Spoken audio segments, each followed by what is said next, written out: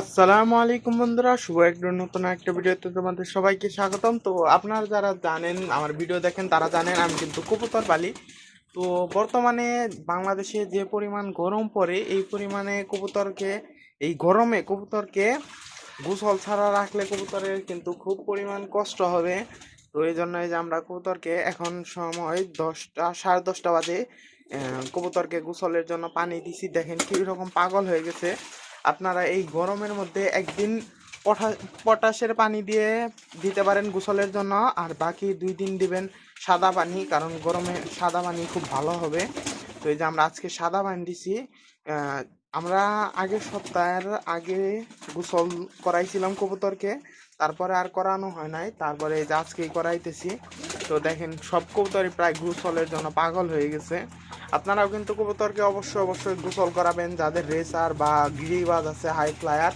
গরমে কবুতর নামলে অবশ্যই পানি দিবেন, সপ্তাহে 2 দিন গোসল করানোর চেষ্টা করবেন, এটা কবুতরের জন্য খুব ভালো হবে।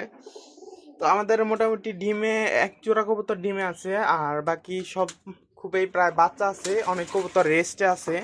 তো মোটামুটি অনেক ডিম বাচ্চা করার কারণে আমরা কবুতর কিছু রেস্টে দিছি, রেস্টে বলতে ঘরেই দিছি, কিন্তু এদেরকে কোনো খুব দেওয়া হয় নাই, খুব আটকায় রাখা হয়েছে।